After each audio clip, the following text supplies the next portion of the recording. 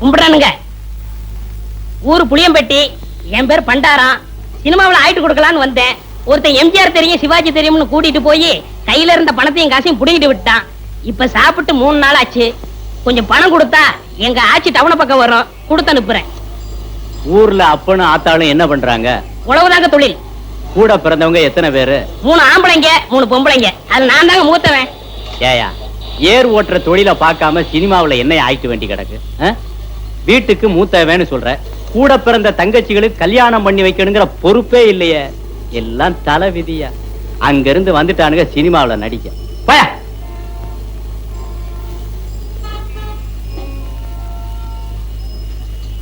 கும்பிடுறனுங்க. நல்லாரு நல்லாரு.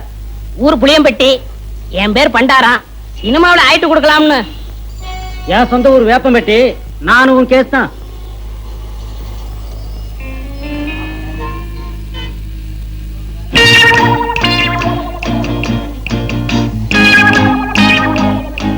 மிஸ்டர் புளியம்பட்டி, உங்களை தான் சார். நானா சார்? வாங்க, நீ வாங்க. ஏயா, சொந்த ஊரை விட்டுட்டு சினிமாவில் அடிக்கலாம்னு சொல்லி இப்படி எல்லாம் மெட்ராஸ் வந்திருக்கிய, இதெல்லாம் தப்பு இல்லையா? ரொம்ப தப்புண்ணே. இந்த மெட்ராஸ்ல எல்லாரும் உனக்கு ஹெல்ப் பண்ணிடுவாங்க? யாரும் கிடைக்க மாட்டாங்கண்ணே. 1000ல ஒரு ஆள் தானே உங்களை போல கிடைப்பாங்க. சரி, உங்க ஊருக்கு எவ்வளவு சார்ஜ்? 30 ரூபா ஆகும்ண்ணே. வந்துட்டு வெறுங்கையோட எப்படி போறது?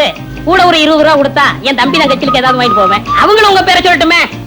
ஆமா, இப்படி அழுகு துணியோட போனீங்கன்னா ஊர்ல எல்லாரும் உன்னை கேவலமா பேச மாட்டாங்க? ரொம்ப கேவலமா பேசுவாங்கண்ணே. ஒரு புது துணி எடுத்து கொடுத்தா ரொம்ப விசேஷமா இருக்கும். அது சரி, எடுத்துக்கோ.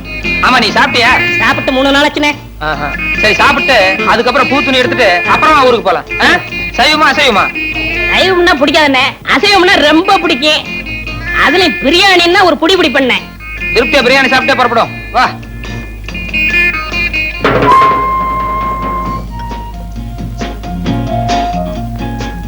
என்ன சாப்பிடுற? சூடா என்ன இருக்கு? அறை இருக்கு. ஏயா, நேத்துல இருந்து ஒண்ணுமே சாப்பிடல. என்ன ஒரே ஒரு இட்லி வாங்கி கொடுத்தா போதுன்னு இப்ப சூடா கேக்குதோ? இல்ல, சாப்பிடுறோம். கொஞ்சம் சூடா சாப்பிட்டா நல்லா இருக்குமே. அதான், கொஞ்சம் இடம் கொடுத்தா போதுமே, தலைக்கு மேல ஏறிடுவீங்களே. என்னப்பா என்ன இருக்கு? Parotta, biryani, chicken fry, chicken masala, fish item, ginger chicken, chilli chicken, mutton fry, mutton masala, omelette. நீ புதுசா? ஆமாங்க. அதான் திணறேன். சரி, நான் சொல்ற மாதிரி செய்ய.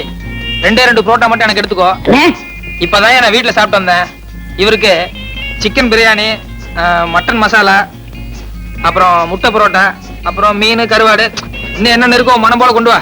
சரி அண்ணே, சத்தியமா சொல்றேன், என் வாழ்க்கையில உங்களை மறக்கவே மாட்டேன். இது சத்தியம்ண்ணே. கவலையே படாத, நீ என்ன மறக்கவே முடியாது. ஏன்னா இந்த அளவுக்கு மெட்ராஸ்ல உனக்கு யாரும் செய்யவே முடியாது. அண்ணே, ஊருக்கு போய் பணம் அனுப்புறேன். உங்க அட்ரஸ் கொடுங்கண்ணே. அட்ரஸா? நோ, எனக்கு விளம்பரம் எல்லாம் பிடிக்காது. நான் எப்பவும் பிரதிபலன் எதிர்பார்க்க மாட்டேன். சில நேரங்கள் அதான் தேடி வர்றது உண்டு. இன்னும் நேரம் ஆக ஆக என் பெருந்தன்மையை பத்தி நீ தாராளமா புரிஞ்சுக்குவேன்.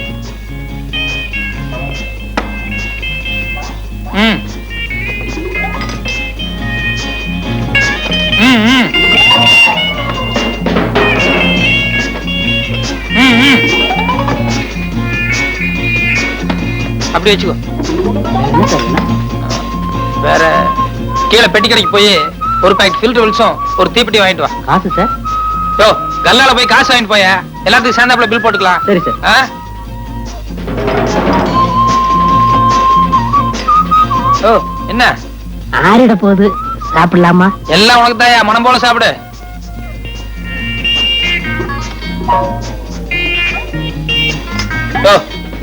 ஒரு கையால சாப்பிடியா? நிறுத்தி நிதானமா சாப்பிடு, ஒன்னும் அவசரமே இல்ல.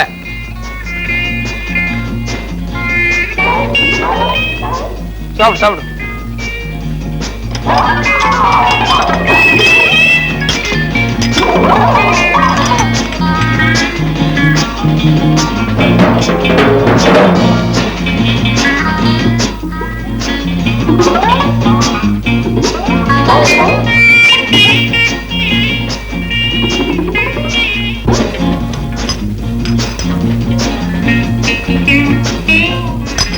Sir, bill. ஏயா, கொஞ்சமா மேனேஜ் இருக்கா? ஏசி ரூம்ல உட்கார்ந்து சாப்பிட்டு வரணும்ல. என் கூட வந்தவர் உள்ள சாப்பிட்டு இருக்காரு, கொஞ்சம் கூட டீசென்ட் எல்லாம் பில்லு கேக்குறியா? சாரி சார், நீங்க எங்க சாப்பிட்டீங்கன்னு நினைச்சிட்டேன். பரவாயில்ல. இதுக்கு தான் என் பிரஸ்டீஜ் தகுந்த மாதிரி பெரிய ஹோட்டலுக்கு போகணுங்கிறது. இந்த மாதிரி ஒன்றைய ஹோட்டலுக்கு வந்து இப்படித்தான் இருக்கும். எக்ஸ்கியூஸ் மீ, நீங்க போங்க சார். போங்க. இனிமே இப்படி பிகேவ் பண்ணாத. போங்க. வருது. வாங்க வாங்க மெதுவா போ.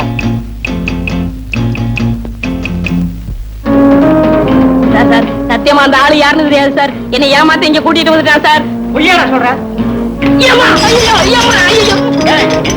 60 ரூபாய் 20 பைசா பில் ஆகுது சார்.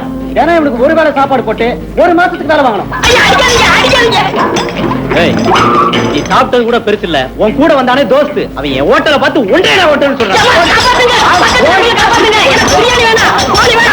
விட்டுருங்க சார். என்ன ஒரு சின்ன சந்தேகம். எதுல கேஸ்ல தானே? இல்ல சார், நம்ம கேஸ் ஜெயிக்குமான்னு சந்தேகம். ஏன் உனக்கு அடிக்கடி இந்த சந்தேகம் வருது? சார், நமக்கு எதிரா சாட்சி சொல்ல போறது வைரவன் சார். எவனா இருந்தா எனக்கு என்னையா? சார், வைரவன் சாட்சி சொல்லி எந்த கேஸும் தோத்ததாக சரித்திரமே இல்ல சார். அதனாலதான் சந்தேகம். வைரவன் வைரவன் வைரவன்.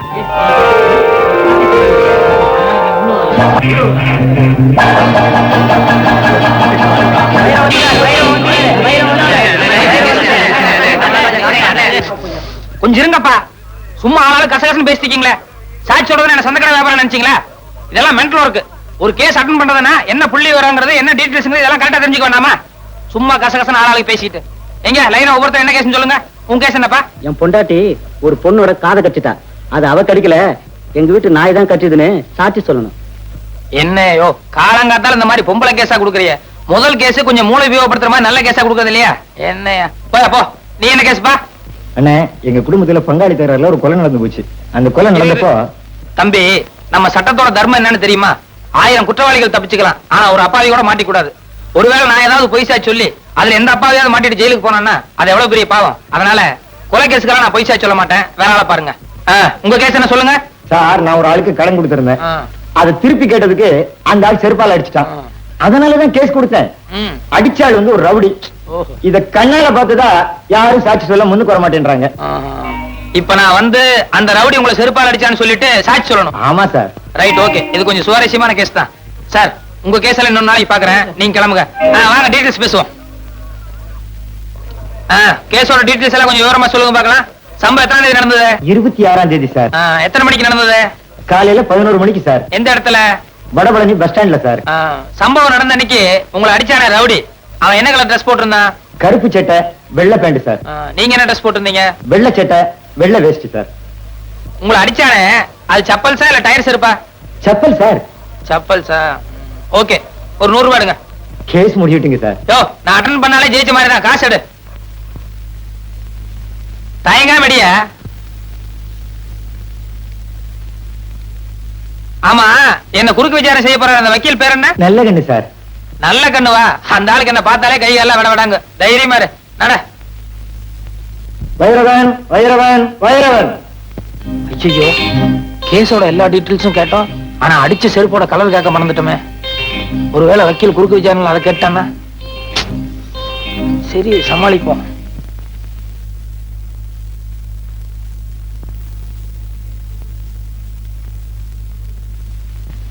வலது கை வைங்க. நான் சொல்றதெல்லாம் அப்படியே திருப்பி சொல்லணும். சரி. கடவுள் சத்தியமாக. கடவுள் சத்தியமாக நான் சொல்வதெல்லாம் உண்மை, உண்மையை தவிர வேறொன்றும் இல்லை. மிஸ்டர் நல்லக்கண்ணு, சாட்சியை குறுக்கு விசாரணை செய்யலாம். Yes your honour.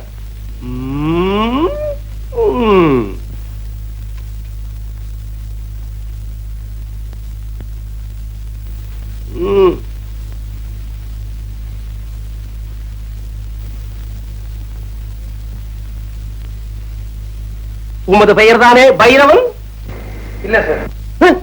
மயிலாட், இந்த வழக்கின் முக்கியமான சாட்சியே பைரவன் தான். ஆனால் இங்கு வந்திருப்பது வேறு நபர். இதிலிருந்தே தெரிகிறது இவர் செட்டப் செய்யப்பட்ட பொய் சாட்சி என்று. என் பேரு பைரவன் இல்ல, வைரவன். Order order. யோ, அறிவு இருக்கா முண்டம்? ஏய்யா, ஒரு வேலை எடுத்தா பொறுப்பு பயபக்தி ஏதாவது இருக்கா? 30 வருஷமானாலும் நீ முன்னுக்கு வரவே முடியாதியா? அப்பப்ப பாயிண்ட்கள் எடுத்துக்கூடியா? தடுமாறல்ல. Yes, proceed. மிஸ்டர் வைரவன், உமது தொழில்? வெளியூர்ல இருந்து யாராவது மெட்ராஸ்க்கு வந்தாங்கன்னா அவங்களுக்கு மெட்ராஸ் எல்லாம் சுத்தி காட்டுறது. ஓ, யூ மீன் டூரிஸ்ட் கைட்? நம்ம தொழிலை விட இந்த தொழில் பெட்டர்ல. அடுத்த கேள்வி கேளுங்க. எமது கட்சிக்காரர் உமது கட்சிக்காரரை வெறுப்பால் அடிக்கும் போது நீ பார்த்தீரா? வெறுப்பால இல்ல, செருப்பால. செருப்பால் அடிக்கும் போது நீர் பார்த்தீரா? பார்த்தேன். அடுத்த கேள்வி என்னையா? செருப்பால எந்த இடத்துல அடிச்சான்னு கேளுங்க. எந்த இடத்தில் அடித்தா? கண்ணு காது மூக்குன்னு ஏகப்பட்ட இடத்துல அடிச்சிட்டாருங்க. நோ நோ, நான் அந்த இடத்தை கேட்கவில்லை. ரோட்டிலா, வீட்டிலா, காட்டிலா, தோப்பிலா, எந்த இடத்தில் அடித்தார்? பஸ் ஸ்டாண்ட்ல அடிச்சாருங்க. எந்த bus stand? Vadapalani bus stand. 13A போகுமே அதுவா? இல்ல சார், 12B போகும்போது அந்த பஸ் ஸ்டாண்டு. அறிவு கிட்ட முண்டம் ஆள மடக்கிறது மாதிரி ஒரு கேள்வி சொல்லியா? சம்பவம் நடந்தப்போ ரெண்டு கட்சிக்காரங்களும் எந்த கலர்ல டிரெஸ் போட்டிருந்தாங்கன்னு கேளுங்க. போங்க. Good good. மிஸ்டர் வைரவன், மாலையில் சம்பவம் நடந்த போது சார் சம்பவம் காலையில தான் நடந்தது. குட். சும்மா ஒரு டெஸ்டுக்காக கேட்டேன். காலையில் சம்பவம் நடந்த போது எமது கட்சிக்காரர் என்ன கலர் டிரெஸ் போட்டிருந்தார்? வெள்ளை சட்டு வேஷ்டி. வெட்டியின் நிறம் என்ன? வேஷ்டினா வெள்ளை தானே சார். உமது கட்சிக்காரர் என்ன கலர் டிரெஸ் போட்டிருந்தார்? கருப்பு சட்டு வெள்ளை பேண்ட். கூலிங் கிளாஸ் போட்டிருந்தாரா, பவர் கிளாஸா? ரெண்டுமே போட மாட்டார். வந்து போய் கேட்டு வாங்க. நீ எல்லாம் என் குமாஸ்தாவா இருக்க லாயக்கே இல்லையா? அவன் எதை கேட்டாலும் கரெக்டா சொல்லிடுறான். ஏதாவது ஒரு பாயிண்டா சொல்லியா? அடிச்ச செருப்பு என்ன கலர்னு கேளுங்க. போங்க. ஆக மிஸ்டர் வைரவன், எமது கட்சிக்காரர் உமது கட்சிக்காரரை செருப்பால் அடிக்கும் போது நீ பார்த்திருக்கிறேன். ஆமாம். உண்மையாக, உண்மையாக, நிஜமாக, நிஜமாக, உறுதியாக, உறுதியாக, நிச்சயமாக, நிச்சயமாக, சத்தியமாக, சத்தியமாக. அப்படியான அடித்த செருப்பு நிறம் என்ன? அது சொல்லுங்க. அது சொல்லுங்க. வரல. சொல்லுங்க சீக்கிரம். அது சீக்கிரம். லேட் ஆகுது. கோத்தாரவர்களே லேட் ஆகுது. சீக்கிரம். அடித்ததை நேரில் பார்த்திருந்தால் அதன் கலர் தெரிந்திருக்கும் அல்லவா? சொல்லுங்க. சொல்லுங்க.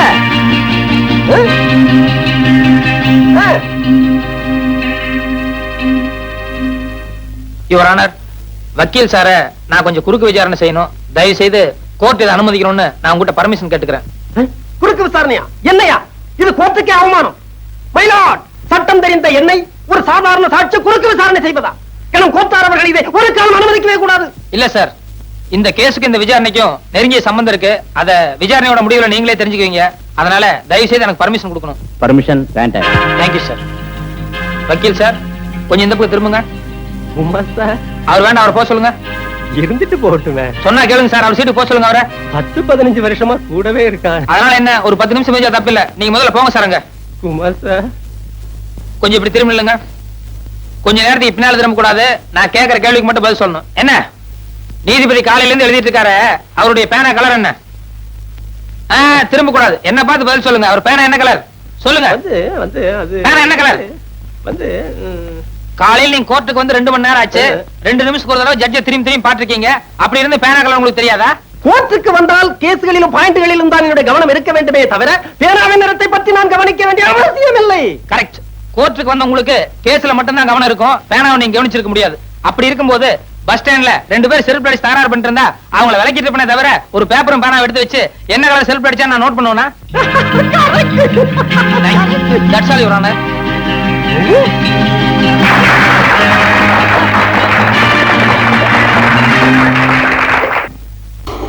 கையெடுத்து கும்பிடுறையா, காலங்காத்தால தகராறு பண்ணாதையா. நான் பிள்ளை குட்டிக்காரையா. மீட்டரை பாரியா, 22 ரூபா 40 காசு ஆச்சு. 2 ரூபா 40 காசு குறைச்சிக்க. 20 ரூபாயா குடியா போதும். இந்த பாரு தம்பி, காதுல கடக்கம் போட்டிருக்கேன், கொண்டையில பூ சுத்தி இருக்கேன். இதெல்லாம் பார்த்துட்டு என்ன சிலுவானமா ஏமாத்திடலான்னு மட்டும் நினைக்காத. அதுக்கு வேணான பாரு. நான் எங்கேயோ உன்னை ஏமாத்துறேன், நீ தாயா என் வயத்துல அடிக்கிற. கொஞ்சம் யோசனை பண்ணி பாரியா. காலையில 6 மணிக்கு வண்டியில ஏறினேன், இப்ப மணி 8 ஆகுது. 2.5 மணி நேரமா பையன் படிக்கிற காலேஜ், பர்மா பஜார், பீச்சுன்னு சுத்தினேன். மீட்டர்ல 22 ரூபா 40 காசு ஆகாதையா. யோ, என்ன என்ன அள்ளி முடிஞ்சவன் நினைச்சிட்டு இருக்கியா? என் சொந்த ஊர் ஆண்டகாம்பாளையம். அங்கிருந்து கோயம்புத்தூர் 10 மைல். கோயம்புத்தூர்ல இருந்து மெட்ராஸ் 365 மைல். ஆக மொத்தம் 375 மைல். நேற்று ராத்திரி தான் கோயம்புத்தூர்ல இருந்து புறப்பட்டு இங்க வந்து இறங்கியிருக்கேன். ரயில்வே கட்டணம் எவ்வளவு தெரியுமா? 28 ரூபா 30 காசு. ரயில்ல ஃபேன் இருக்கு, படுக்க பெஞ்சு இருக்கு, பேச்சு துணைக்கு ஆள் இருக்கு, கக்கூஸ் இருக்கு. இவ்வளவு வசதி செஞ்சு கொடுத்து 12 மணி நேரம் விடிய விடிய ரயில ஓட்டி காலையில கொண்டாந்து விட்டுருக்கான். அவனே 28 ரூபா 30 காசு வசூலி பண்றான். நீ என்னடான்னா இந்த மெட்ராஸ்ல இருக்கிற பர்மா பஜாரு, என் பையன் படிக்கிற காலேஜ், அங்க இங்கன்னு சுத்தி 2 மணி நேரம் உன் வண்டியில இருந்ததுக்கு 20 ரூபா கேக்குற. யாரு அப்பா சம்பாத்தியம் பண்ணதுன்னு நினைச்சிட்டு இருக்க? என்ன எழுத்து வாயின்னு நினைச்சிட்டு இருக்கியா? ஓஹோ காலங்கத்தால ஏயா கழுத்த இருக்கிற? எனக்கு ஒரு அவசரத்துக்கு ஐயோ ஆட்டோக்காரர எவனாவது ஒருத்தன் கிராமத்துல இருந்து மெட்ராஸ்க்கு வந்தா இப்படித்தான் மிரட்டா? அவர் கொடுக்கறத வாங்கிட்டு போயா? ஏன் அப்படி எல்லாத்துக்கும் தகராறு பண்றீங்க? மெட்ராஸ் பேரையே கத்துறீங்க போல இருக்க. பாத்தியா? யோ, நமக்குள்ள என்ன தகராறு ஏதுன்னு சாரிக்காத அந்த ஆளு வந்த உடனே எவ்வளவு பெரிய நியாயம் சொல்லிட்டு போறாரு பத்தியா? அவர் பெரிய மனுஷனா, நீ பெரிய மனுஷனா? ஐயோ யோ, உன்கிட்ட பேசுறது எனக்கு சக்தி இல்லையா. இப்ப எவ்வளவு தாயா தர்றேங்கிற? இந்த பாரு தம்பி, நான் 20 ரூபா தர்றதுன்னா சேலத்துல கொண்டு போய் விட்டுரு. அங்கிருந்து 8 ரூபாய் தான் நான் போய்க்கிறேன். இங்கே இறங்குறதுன்னா 2 ரூபாய்க்கு மேல ஒரு பைசா தர மாட்டேன். ஐயோ, இன்னைக்கு யாரு முகத்துல முடிச்சனோ? ஐயோ ஐயோ, இந்தாயா வச்சுக்கையா, இந்தாயா வச்சுக்கையா, போயா ஊர் வைத்தாரியா, சாப்பிட்டு என் பேர சொல்லி ஊர் வைத்தாரியா, போயா நல்லா போயா. ஐயோ ஐயோ ஐயோ ஐயோ ஐயோ ஐயோ.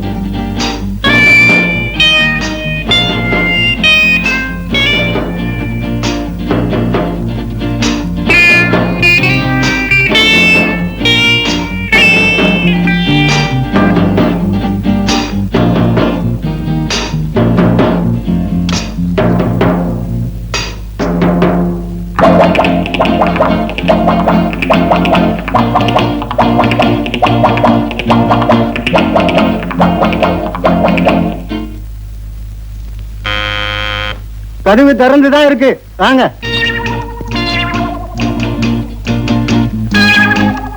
Good morning sir. Good morning. Good morning. Bathroom cleaning. ஆமா, கொஞ்ச நேரத்துக்கு முந்தி தான் ஒருத்தன் பாத்ரூம் கிளீன் பண்றேன்னு வந்தான். சார் இது 5 ஸ்டார் ஹோட்டல், அதனால எவ்ரி half an hour அடிக்கடி நாங்க க்ளீன் பண்ணுவோம். ஆமா, அப்ப வந்தவன் காக்கி சட்டை போட்டுக்கிட்டு தோட்டி மாதிரி இருந்தான். நீ என்னடானா கலர் சட்டை போட்டுக்கிட்டு மைனர் மாதிரி வந்து நிக்கிறியப்பா. சார் அவங்க எல்லாம் படிக்காதவங்க, அதான் காக்கி சட்டை போட்டுருந்தாங்க. நான் வந்து MA வரைக்கும் படிச்சிருக்கேன், அதான் கலர் சொக்கா எல்லாம் போட்டிருக்கேன். MA வரைக்கும் படிச்சவனா? அப்ப நீ நல்லா தான் கிளீன் பண்ணுவ. போ க்ளீன் பண்ணது கொஞ்சம் நேரம் ஆகும், ஒன்னும் அதெல்லாம் நினைச்சுக்காதீங்க. ஒண்ணும் நினைக்க மாட்டேன், சுத்தமா கிளீன் பண்ணு போ. நல்ல காலம், ஜோதிட வார இதழ், ஆசிரியர் புலியூர் பாலு.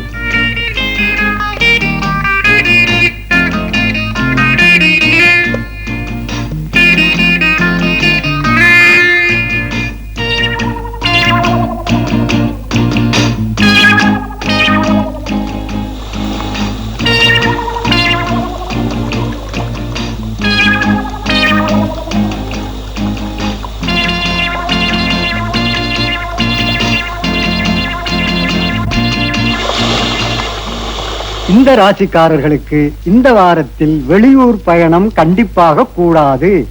ஏனெனில் வெளியூர் பயணம் செல்வதனால் எல்லா பணத்தையும் இழந்து சொந்த ஊருக்கு கால்நடையாகவே செல்லும் நிலை ஏற்படும்.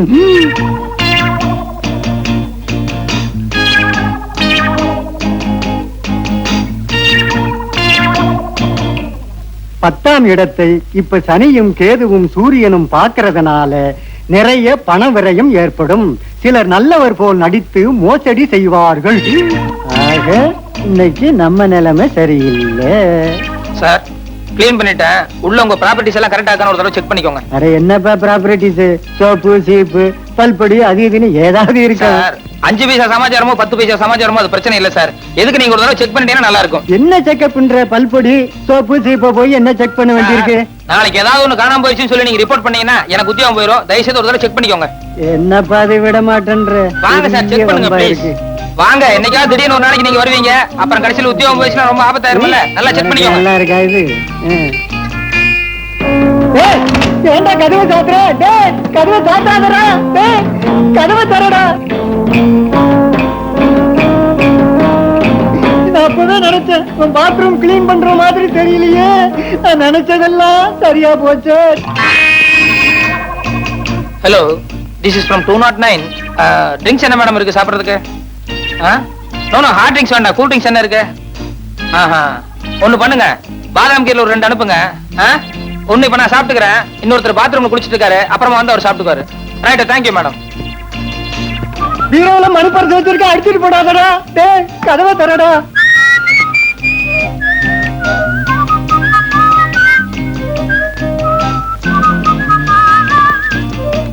மெத்த கடையில வைரமாக வச்சிருக்கேன்டா. டேய்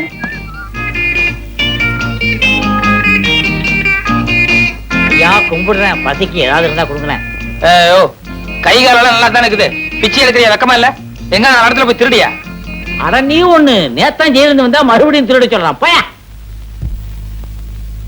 தம்பி, எனக்கு 5-6 புள்ள குட்டிங்க. வீட்டுக்காருக்கு வேற உடம்பு சரியில்லை, அவரு வேற ஆஸ்பத்திரியில இருக்காரு. உங்க அக்கா அம்மா நினைச்சு எனக்கு உதவி செஞ்சீங்கன்னா நீங்க நல்லா இருப்பீங்க.